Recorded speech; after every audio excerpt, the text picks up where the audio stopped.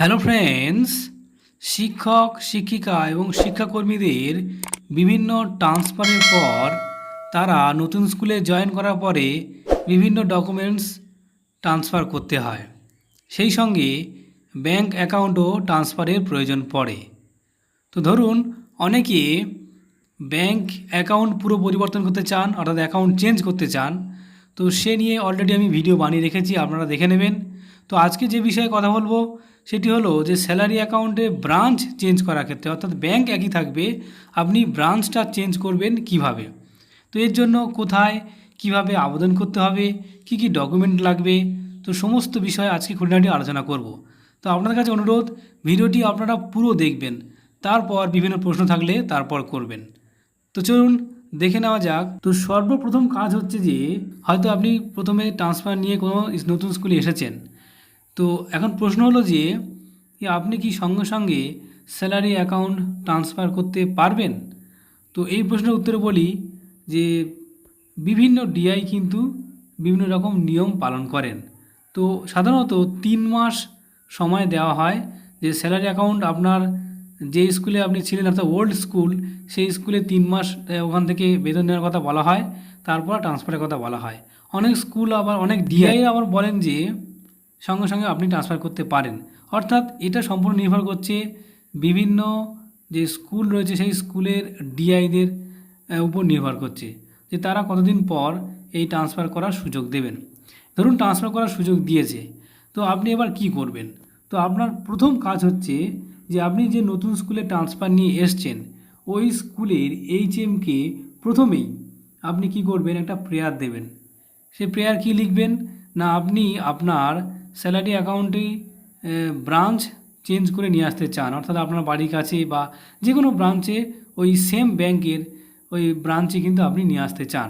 তো এটা জানিয়ে এবং কেন ট্রান্সফার করতে চাইছেন তা জানিয়ে কিন্তু আপনাকে আবেদন করতে হবে এইচএমের, অর্থাৎ হেডমাস্টারের কাছে আবেদন করতে হবে। এইচএম কী করবেন, প্রেয়ারটা নেওয়ার পর আপনাকে এইচএমের কাজ কী হবে না, তিনি কি করবেন না মিটিং করে রেজুলেশন করবেন, অর্থাৎ এমসি রেজুলেশন করতে হবে। ঠিক আছে, যে আপনি ব্যাংক অ্যাকাউন্ট ট্রান্সফার করে নিয়ে আসতে চান, তো তার জন্য কিন্তু এমসি রেজুলেশন করতে হবে। তো এমসি রেজুলেশন করার জন্য তিনি মিটিং ডাকবেন এবং রেজুলেশন করবেন। এবং আর কি করতে হবে, আর কি কি ডকুমেন্ট লাগবে, তো চলুন সেগুলো আগে দেখে নিই। তো তারপরে আমি বলছি যে কি কি কাজ করতে হবে। ঠিক আছে, তো যাই কাজ করবেন আপনাদের বলে রাখি যে আপনি যে স্কুলে জয়েন হয়ে এসেছেন সেই স্কুলের ডিআইয়ের কাছে অবশ্যই খোঁজ নেবেন কি করতে হবে। তো সমস্ত প্রক্রিয়া তারা বলে দেবেন, তারপর করবেন। কারণ আগে আপনারা জানেন যে এই ব্রাঞ্চ পরিবর্তন করার ক্ষেত্রে কিন্তু কোনো সমস্যা ছিল না। এখন যেহেতু আইওএসএমএসে পোর্টালের মাধ্যমে আমাদের স্যালারি হয়, তাই জন্য কিন্তু শুধু আইএফএসসি কোড চেঞ্জ হবে, আপনার অ্যাকাউন্ট চেঞ্জ হবে না। তা সত্ত্বেও কিন্তু আপনাকে অনেকটা কাঠখড় পোড়াতে হবে। তো এবার আগেই বলেছি যে বিভিন্ন ডিআই যারা যেমনভাবে কিন্তু কাজটা করেন, তো সেভাবে করতে হবে। এই দেখুন friends, required papers for changing the branch of bank. ঠিক আছে, এই দেখুন ব্রাঞ্চ চেঞ্জ করার জন্য কী কী ডকুমেন্ট লাগছে। ঠিক আছে, সেগুলো আগে ভালো করে দেখে নিই। তো প্রথমে বলা হচ্ছে যে ব্রাঞ্চ চেঞ্জ করার জন্য যেটা লাগবে ফরওয়ার্ডিং লেটার অফ স্কুল। তো এটা কোথায়, তো ফরওয়ার্ডিং লেটার অফ স্কুল মানে হচ্ছে যে স্কুলে আপনি কিন্তু নতুন ট্রান্সফার নিয়ে এসেছেন সেই স্কুলের এইচএমের কাছ থেকে কিন্তু ফরওয়ার্ডিং লেটার নিতে হবে, 1 নম্বর ডকুমেন্টস। দ্বিতীয় নম্বর ডকুমেন্ট হচ্ছে যে আমি যে প্রেয়ারটা দেওয়ার কথা বলেছিলাম প্রথমেই, তো সেই prayer of incumbent to the এসে requesting to the letter to be forwarding to DISIA. ঠিক আছে, তো এটা আপনাকে কিন্তু যে প্রেয়ারটা আপনি দিয়েছেন সেই প্রেয়ারটা সংগ্রহ করে এইচএম কী করবেন, আপনাকে ফরওয়ার্ড করবেন ডিআইয়ের কাছে, সেই লেটারটা কিন্তু আপনাকে দিতে হবে। এটা দ্বিতীয়।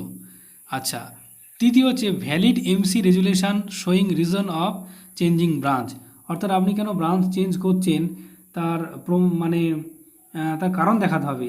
তার কারণ দেখিয়ে কিন্তু আপনাকে এমসি রেজুলেশন করবে। ঠিক আছে, তো এমসি অবশ্যই জানাবে যে কেন চেঞ্জ করতে চাইছেন। তো আপনারা জানাবেন যে অবশ্যই যে আমি ট্রান্সফার নিয়ে এসেছি, তাই জন্য ব্রাঞ্চ অ্যাকাউন্টে ট্রান্সফার করতে চাই। ঠিক আছে, ব্রাঞ্চটা ট্রান্সফার করতে চাই। তো এবার 4 নম্বরে approval of appointment letter of ইনকামমেন্ট, অর্থাৎ যিনি ট্রান্সফার হয়ে এসেছেন, যে শিক্ষক বা শিক্ষিকা বা শিক্ষাকর্মী, তার কিন্তু অ্যাপ্রুভাল লেটার লাগবে, ওটা অবশ্যই দিতে হবে। আরেকটা গুরুত্বপূর্ণ বিষয় দেখুন, যেটা বলছে যে NOC of previous bank. NOC of previous bank মানে কি? এটা যে ব্যাংকে আপনার ওল্ড স্কুলে যে ব্যাংকে আপনার অ্যাকাউন্ট ছিল, সেই ব্যাংক থেকে আপনাকে প্রথমে এনওসি নিতে হবে। ঠিক আছে? তো আগে আপনাদের একটা কথা বলে রাখি, আপনারা প্রথমেই কিন্তু অ্যাকাউন্ট ট্রান্সফার করে ফেলবেন না। আপনারা আগে ওই ওল্ড স্কুলের যে মানে যেখানে ওল্ড যে ব্রাঞ্চ রয়েছে ব্যাংকে, সেই ব্রাঞ্চ থেকে আগে প্রথমে এনওসি নেবেন। ঠিক আছে? এনওসি নেওয়ার পরে তারপরে এই যে ডকুমেন্টগুলো বললাম, তো এবার দেখুন এছাড়া কী বলছে, bank details along with IFSC code আর for both of the bank, অর্থাৎ আপনি যে ব্যাংকে ছিলেন সেই ব্যাংকের অল ডিটেলস, ঠিক আছে, ব্রাঞ্চ কোড, আইএফএসসি কোড তো অবশ্যই জানাতে হবে। আর নতুন যে ব্রাঞ্চে আপনি আসতে চাইছেন সেই ব্রাঞ্চেরও আইএফএসসি কোড, ব্রাঞ্চ কোড সমস্ত কিন্তু ডিটেলসে জানাতে হবে।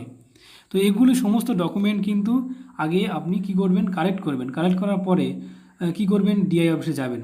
তো তারপরে কিন্তু আপনি এনওসির জন্য এই পিপিএস ব্যাংক থেকে এনওসিও নিয়ে নেবেন। নিয়ে নেওয়ার পরে সমস্ত ডকুমেন্ট নিয়ে আপনি আপনার যে নতুন স্কুলে যে ডিআইয়ের আন্ডারে কাজ হয় সেই ডিআইয়ের আন্ডারে আপনি চলে যাবেন। এই ডিআই আন্ডারে চলে যাওয়ার পরে এই ডকুমেন্ট সাবমিট করবেন।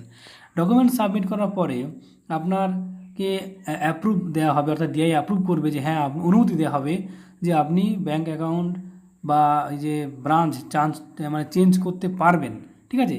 তারপর কিন্তু আপনি ওই অ্যাকাউন্টটি ট্রান্সফার করে নিয়ে আসবেন। ঠিক আছে? নিয়ে আসার পরে আরও অনেক কাজ রয়েছে।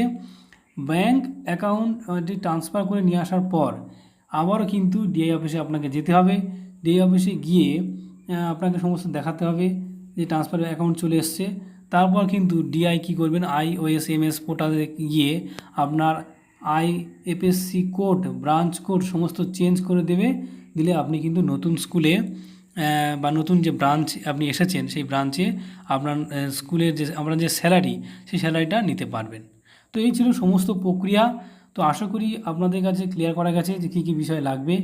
আর আগেই বলেছি আমি যে বিভিন্ন ডিআই কিন্তু বিভিন্ন পেপারস নিতে পারেন বা বিভিন্ন নিয়ম হতে পারে। এটা আমি একটা নির্দিষ্ট ডিআইয়ের কাছ থেকে এটা পেয়েছি, তাই আপনাদের জানালাম। তো আপনারা আগেই বলেছি যে আপনারা আগে ট্রান্সফার করতে গেলে হবে প্রথমে যে স্কুলে এসেছেন সেই স্কুলের যে ডিআই রয়েছেন সেই ডিআইয়ের কাছে গিয়ে সমস্ত খবর নেবেন, তারপর কিন্তু ট্রান্সফার করবেন। তাহলে কিন্তু আপনাদের আর কোনো সমস্যা হবে না। আর ভিডিওটি প্রচুর প্রচুর শেয়ার করুন আর লাইক করে রাখুন একটি অবশ্যই। আর চ্যানেলটিকে সাবস্ক্রাইব করে রাখুন, কারণ আপনারা জানেন যে এমন গুরুত্বপূর্ণ ভিডিও আমি প্রতিনিয়ত নিয়ে আসি। ধন্যবাদ।